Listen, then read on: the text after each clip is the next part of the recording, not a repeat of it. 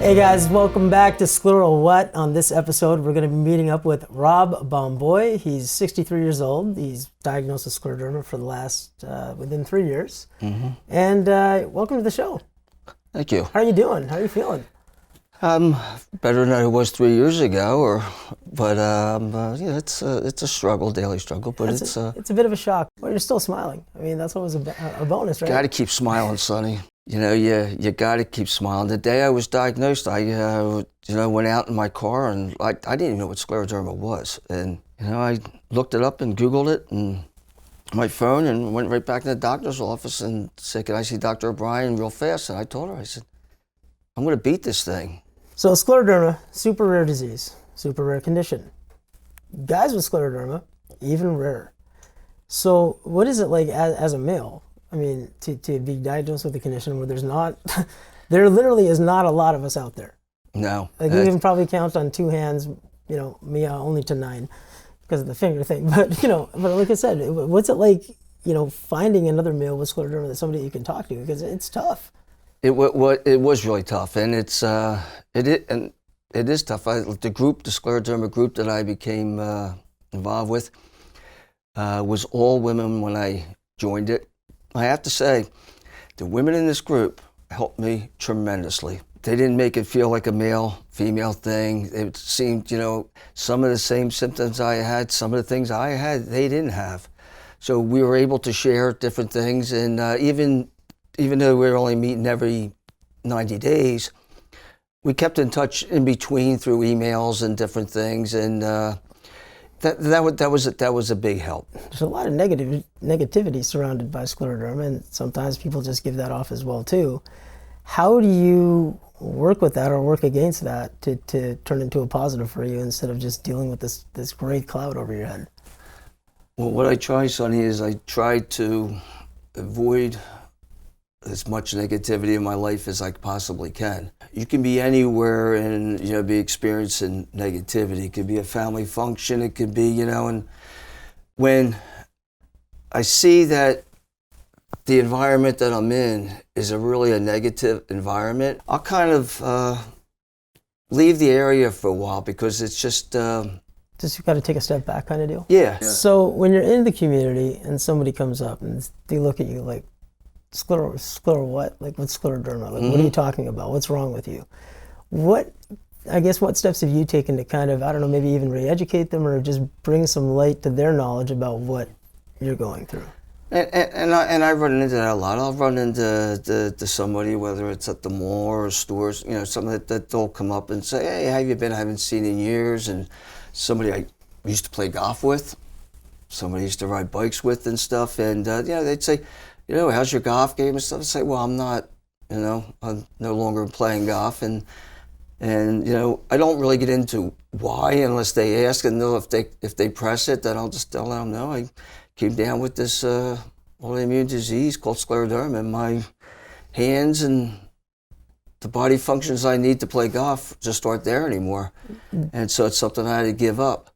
And that's when they'll look at me and they'll say, "Well, you look good."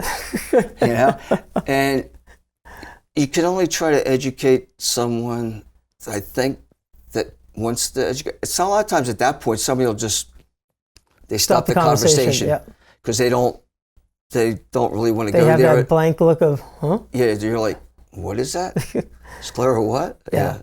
It's almost like you have to print out an information card just to hand out to them. Yeah, it's exactly. But that gets a little tough, So what do you think we can do to, provide more background, more information to the people out there who just are going to look at you with that blank stare whenever somebody says scleroderma? Because we need to raise more information, more awareness about this. Like, what do you see that's missing? Where's that lack of connection out there? I think it could start. What you're doing is major step in getting that done and bringing awareness. I think the other thing is too I think a lot of your physicians, pharmacists, and a lot of people in the medical field need to be trained more and brought awareness of the scleroderma. There's a lot of them that, like my family doctor, I had the family doctor's like, all right, well, I'll treat you for this or common cold or something like that, but don't come in here. It's like scared to go near me, and they don't really know what to do. It takes a while. It takes a while to find shame. that team that can work with you. Yeah, it's a shame. There's a lot of people that the awareness is not getting out there to. I think insurance companies need to be more. You know exactly where I'm going with that, I'm sure. But I'm not going to step on that landmine right now. Yeah, but I'm saying that they don't have a clue what do you mean you can't go in and do your job right now? What do you mean you can't? What is Scleroderma anyway? How do you spell that? And you're trying to have a conversation with somebody on the phone to let them know, and it's very frustrating that these people are calling you and they're. And it's almost like you're trying to pull something over on them. It's like, it can get very insulting. You need to hire your own translator 99% of the time. It's just, but the people just need to be more educated that are going to be in the field or dealing with that type of thing, I think. And it's, I think what you're doing here is a major step in probably getting that done. What have you found that you can do now that has kind of shifted your interest in your hobbies and kind of brings you that gratification that you don't have from those activities from before? Well, years back, one of my big hobbies was, up until I used to do a lot of backpacking, hiking, things like that. I did quite a few of the sections of the Appalachian Trail, different areas. Wow. And, I can't do the same type of backpacking and hiking. I carry a very small little pack, but I found that getting back into that, that was one thing I really loved and enjoyed. I love going out for walks. I rescued a dog. There you go. I have his name's Jake. He'll be 1 year old this July, and along with Jake, my dog, we plan different hikes and different things that we do. So it kind of keeps it's my new hobby is what. I think we should bring in Jake for a one-on-one. It sounds like he's changed your life quite a bit. Yeah, I was thinking about bringing Jake.